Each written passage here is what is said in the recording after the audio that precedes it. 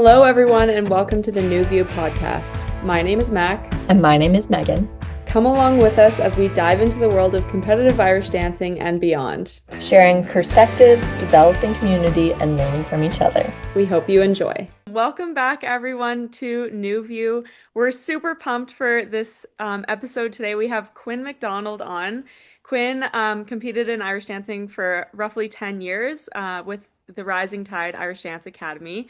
And we're super excited to have her on because she's got a really interesting perspective and I think some similarities to Megan and I, but she's currently pursuing an education and I guess career ultimately in mental performance consulting. And she definitely has a great perspective of both, competitive dance and what that entails, and then the other side as well of the mental performance consulting side of things. And we just think this conversation could have some really valuable threads in it, and we're really excited to have it and just get going. So that's Yeah, Quinn, as Max said, we're super excited to have you here today, just for everyone to hear from you and selfishly both for Mac and I to get to talk to you more. Yes, thank you, gals. Thanks for being here. Could you start off, Quinn, and just kind of tell us maybe what in your life and in your dancing career has led you to pursue mental performance consulting as your education and career path, and maybe if there were particular events or things in your life that started that for you? Yeah, that's a great question. Okay, so in terms of mental performance consulting, it's not ever something that I thought that I'd be doing. I just didn't really know what it was. It's not a huge thing, at least in Atlantic Canada. When I was dancing, we didn't really have that. And so during my undergrad, I was doing a psychology degree. And I knew that I didn't want to be in traditional like counseling psychology. And during the last few years of when I was dancing at Rising Tide, they started bringing in a mental performance consultant because I think they saw that a lot of folks needed it. It's a really big asset to be working on our mental skills just as much as our physical skills. And it was at a time that I really benefited from it. I was going through an injury. I was dancing on the injury, and I didn't know that it was broken at the time. So I was just having a bit of a hard time navigating, dance, being in an undergraduate program. And I think that was super helpful for me. And yeah, from there, that's when I decided that I wanted to go into mental performance consulting. I didn't really know what that path looked like. So I started doing some research, and I found the Masters of Human Kinetics program with a concentration in mental performance consulting at the University of Ottawa, which looked like a fantastic program, exactly what I was looking for. So that's what I've been doing since September. I'm a student there right now. that's so awesome. Where do you sort of see yourself going? And like, it's so fair if you don't have like your full plan like laid out ahead of you, but if you could sort of have your dream outcome with, career and everything, like how would you like to see yourself using like your education in mental performance consulting going forward? That's a good question. I'd love to work with dancers. I think that's a huge passion of mine. I see a big need in Irish dancing, not because there's. I think it's just an area that we haven't tapped into as much as maybe some other groups. I mean, you see NHL teams and football teams and all these things, like they have mental performance consultants on staff, and that's just not something that we've dug into as much. And I think it's becoming a lot bigger of a thing. We're seeing a lot more cross training. I think, yeah, I'd love to work with dancers as much as possible, but I'm not, I'm also open to working with teams, and I kind of want to just, do it all, I guess, per se, with athletes and sports. I don't want to limit myself, but dance would be my number one. Yeah. That's really cool. And I think you're totally right. There's room for it in the dancing community. We're getting better at like the cross training side of things. And I've even seen some like nutrition counseling going on, but there's not a ton of space for working on the mental side of it. And I think through conversations like this, hopefully, and we're all kind of interested in pursuing similar fields, it becomes more of a conversation and people realize like, oh, this is a huge difference maker for me. So I think it's really exciting that you're like wanting to go into that and help dancers because there's absolutely a need for it, I would say. For sure. Just another thought to piggyback off of that, like I guess I'm similar to you, Quinn, in how I kind of found myself in the mental performance kind of performance psych world. In that like obviously I grew up dancing too, and it wasn't until much later in my dancing career that I kind of had this realization that, I can do all of this work on the physical side of things, but until I get my head right, I don't think I'm going to achieve what I want to achieve. And I'm curious your thoughts on this. It's an important conversation, I think, but for me, in my aim whenever I'm doing anything in this area is like, of course, the focus is performance enhancement, right? I'm not doing clinical psychology 100%, but I do think there's aspects of wellness and overall enjoyment of what you're doing that all go hand in hand. And when I started to pay more attention to my own mindset, yeah, that was great. My performance got better, but I also was enjoying what I was doing a lot more. Um, and I think that's like a really interesting aspect of it too. Yeah, it's definitely not clinical psychology what you're doing, but I do think like yeah, our aims can be performance enhancement, but they can also just be like helping people get more out of their dance experience and more out of the various lessons that you get from dancing and that side of things too. But I'm just curious your guys' thoughts on that as well.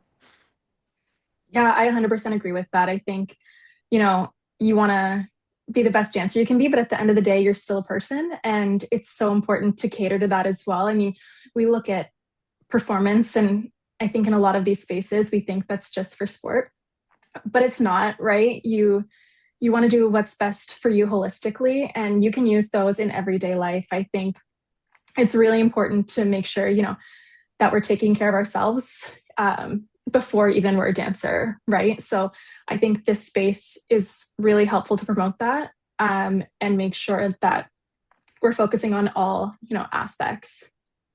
Yeah, Hmm. and I think too, maybe dancers would be afraid almost kind of getting into like mindset work, so to say, because they might think of it as more of like a clinical kind of environment where they're like, oh, I don't know that I have like a clinical problem, so like how would I benefit from this? And I think we can increase like awareness on the fact that yeah, some of psychology is clinical, but in terms of sport and performance, like consulting and mental performance, it's a lot of what you're saying, enjoyment of sport. You don't necessarily have to have a problem in term when you come to like seek these tools and things. You can just be wanting to get the most out of your dancing. You could struggle with, performance anxiety and want to learn skills for that, which is awesome and we know how to do that, but you can also just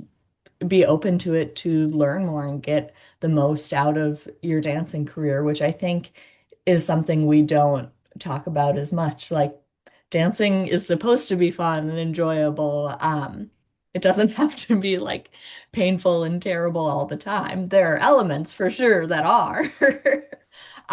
But you can just be wanting the best out of yourself and to be your happiest and performing at your optimal level when you come to seek like those kinds of tools. So I think that's important to talk about too. Yeah. I mean, I guess in that same vein, like Quinn and Megan too, what do you guys wish more dancers knew about performance consulting and mindset training? I think for me, it's acknowledging that, you know, mental performance consulting, yeah, like Megan was saying, it's not clinical psych, right? Like we're not diagnosing anything, we're not working on that aspect. It's that enhancement. So, you know, if this is my regular baseline, we're working to make that better. Um, but I think it also comes down to the way that we get better at these things are practicing it just as much as we'd be practicing our dancing, right? So you don't wake up in the morning and just your stamina is perfect and you can get your clicks all the way to your face. It's just that's not realistic, and neither is trying a new skill for the first time and expecting it to be, perfect right away. I think it's important to recognize that these skills take work, and just as much as you'd be working on your physical training and dancing, it's the same with the mental kind of aspects. So I think just being realistic about expectations and knowing that, yeah, it does take a little bit of work, but once you sort of start seeing those results, I think that's really exciting. But yeah, it doesn't just happen overnight. Yeah, I think that's such a good point, and I'm really glad you brought that up. Because I'm guilty of this too. It's like, you hear about a new skill, like there's always new skills, there's always new things coming out, and I think yeah, like I said, I was guilty of this in that I'd be like, "Oh, I'm gonna try that like the next time I'm competing or the next time I'm stressed out or whatever." But if you haven't actually done the work to integrate it before and practice that skill, it's probably not going to be as effective as it could be. In fact, I remember hearing this and I'm like, you know what, that is so true. Like even breathing exercises, right? If you only ever use that breathing exercise when you're already stressed out, it's highly likely you're going to start to associate that exercise with being stressed out. If you actually don't practice implementing it beforehand or in situations where you're already calm or whatever, I think it's so important that we emphasize, just like you said, just like getting your front clicks, you can't just go to a fashion and decide, oh, I'm gonna have high front clicks today if you haven't done the work in the studio beforehand. Same thing with the mental strategies and all these different things. So I think that's a really good point. Um, Yeah, exactly. Like the foundation is more important than most people realize, I think, and it does take that consistent work. I also think it's important too, and I would like love to spread the message that like pretty much every dancer has things to work on when it comes to the mental side of performance and training and all of that. For a lot of kids, I think it can be scary to like approach their mindset and know that they have to work on it because they might think like, oh, I'm just not good. That's why I get so nervous. And to realize that it's active in everyone's experience to some degree, and everyone experiences it in their own way. And it's just, again, like going to the studio and practicing. Like everyone goes to the studio and has dance practice. No one just shows up without practice and is amazing. And that applies to physical training, mental training, every part of dancing. And it would be silly to think that, oh, I only have to work on my mindset if I'm really, really bad or whatever.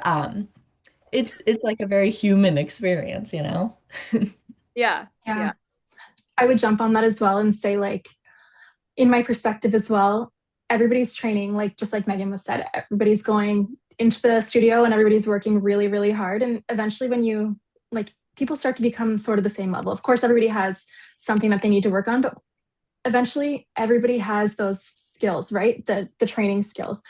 And I think that's where we're seeing you can sort of bring good to great, having those tools, like mindset tools, to be able to have those nerves and still be able to perform.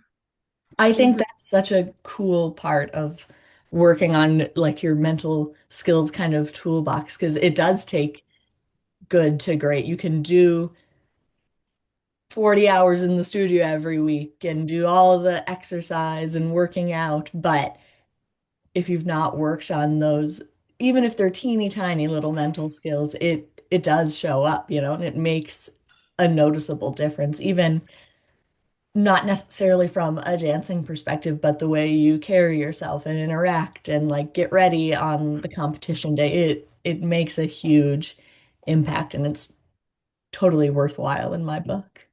hmm when we're, I think maybe it might be useful for people listening, like when we're all referring to like mental skills, what are we talking about? Like just as far as like practically speaking, what can people maybe think about in terms of developing their mental skills? Like maybe they can't work with a mental performance consultant right now, like maybe they just don't have access to that resource. How do you think dancers can be working on their mindset or working on these mental skills maybe just on their own? Yeah, I think for me, there's a lot of small things that people can be doing with their day-to-day training to support their mindset. So, like, I think one big thing is shifting our focus. to the process rather than just big outcome goals. So in dance, it's really easy to get caught up in our goal and our results and our placements. And I think if we're focusing a little bit more on the effort that we're putting in for our improvements, that takes a little bit of our pressure off. I'd also say that, we can look into our goal setting, focusing on, just not our big outcome goals, but all those little goals that we can make along the way that are realistic for our growth. And, so that we can be improving over time. Yeah. And being mindful about the way that we speak to ourselves. I think it's easy to get into a spiral of, negativity in the way that we talk to ourselves. Irish dancing is an aesthetic sport. Like there's a lot to do. It's very technical, but it's also aesthetic and it's subjective. So getting into those negative self-talk patterns, I think can be quite prominent. So acknowledging that, I think, is a really big step. Mm-hmm. Can we just double click on this? Because I think it's so important to talk about. And I don't think anybody has to have, a perfect answer, but yeah, Irish dancing is an aesthetic sport. And I think one of the hardest things about this is that, you know, I guess, product that we're working towards and the thing that we're trying to do is so difficult to separate from our identity because what we're doing is us. Like our body is the medium, essentially. So it really does present that additional challenge of how do I separate, a placement or a number from who I am. I'm curious if you guys have struggled with that because I've definitely experienced cognitive dissonance in the sense that, I'll be talking to another dancer and I'll be saying to them, like, trying to help them recognize that like a placement at the end of the day isn't your identity, but actually embodying that and believing that and living it yourself is so challenging. Um, Especially in the lead up to like really big competitions when everything in your day and your life has been, in service of this big goal or whatever. I'm curious your guys' thoughts on just, I don't know, any ways of thinking about it to help dancers be able to create maybe that a little bit more of that separation, or maybe it's not separation, maybe it's something else. But just like managing the challenges of that aesthetic sport aspect of all of this. I mean, I think that's a tough question because there's no perfect answer to that, but I think Quinn had it right when she was saying having those small goals along the way of the process for me has been most helpful. There honestly hasn't, or there was not a day in my dancing career where I felt I like fully separated myself from the result. I'll be honest, but there were definitely moments where I could have a lot of pride in the work I did, or the performance that I put on, or the effort I showed in class, or the improvement in my technique. And as long as I could push myself, and it was a push to really focus in on those little things instead of saying like, oh, well, I won or I didn't win or that kind of thing. To really prioritize those little things made a difference and to ensure that not not 100% of me agreed with that, really. I would say you just need like 51% of you to feel that Yep. and be proud of that. You can still, I think, be upset about not getting the result you felt you worked for and performed for. Um, or you can be really happy with yourself for winning. But if you can find just a couple things to feel like 51% proud about. For me, that was always pretty effective, but I'll be honest in saying there was never a perfect fix for me. I don't know about you guys, but I did not find it. Yeah, I would jump on that as well. I think that was something that I really struggled with is separating who I was as a person and who I was as a dancer, especially being injured near the end of my dance career. It takes a lot of confidence out of you. And that's a really important place to be navigating because you need that confidence to be able to perform at your best at the end of the day. So Well, I'm curious of what you guys think about this too, because I saw this the other day and I just really love it. But the idea that confidence comes from like the preparation and the work that you've done to know that you're capable of performing in a certain way. Like that's one aspect of it. And then another aspect is like this lack of attachment actually. And like not needing a certain outcome to validate, I guess, who you are and your identity and all that kind of thing. And it's like it's so easy to say, oh, just have a lack of attachment to the result. Like, oh, just you don't need to like care about that. It's like, okay, how do I just not care about that? Um, but I think Quinn, like you were touching on this, is like our inner dialogue and like what you say to yourself. That is like the most prominent voice that you hear all of the time, more than anything else, is what you say to your own self. And I think it can be very damaging, the things that we say to ourselves, or it can be like our greatest superpower. And so I think like tending to the narrative and thinking of yourself as like a storyteller almost, because we're like these narrative beings, right? We tell stories all the time. And so I think it's this idea of like your own author, but be very purposeful with the way you structure things and what you make meaning out of. I'm kind of going on a tangent. I tend to do that. But where do you also see value in your dancing experience that isn't the result? Like the result can factor in, but where are there other things that so it can take the pressure off of that factor, the result factor, if that sort of makes sense. Am I making sense Yeah, with yeah, I'm grasping that, and I would kind of translate that through my own dancing experience to say the more full my mental skills toolbox has been at times, meaning, I have developed some strong self-talk. My warm-up routine is solid. I know I've done all my practicing and like made X, Y, and Z corrections. That has obviously strengthened my confidence. And then as a result, I have found that I was able to detach a bit more from the result. So if I was, I mean, as a concrete example, heading into Worlds in 2024, my mental skills toolbox was overflowing with skills. I was like ready for anything. And I remember wholeheartedly believing like no matter what happens, I'll be okay if I win or if I lose or whatever happens, I know I'll be okay because these skills I've developed are going to help me put on my best performance, and I'm proud of that alone. Mhm. And then other times, in let's say past worlds, my mental skills toolbox has been running quite low. And you have that feeling of, oh, I need to achieve this result in order to feel confident because, I'm running low on these skills. So I don't know that I'm feeling like I can handle this. So I just need the result to go well in order to feel good. And then you kind of fall apart, lose yourself in the result when things don't go to plan. So for me, that was the experience I had in terms of like using mental skills to build that initial confidence and then that confidence playing a role in how I attach to the result. But I don't know if that's a universal thing or just a weird Megan experience. But that would be my interpretation of that. What do you think, Quinn?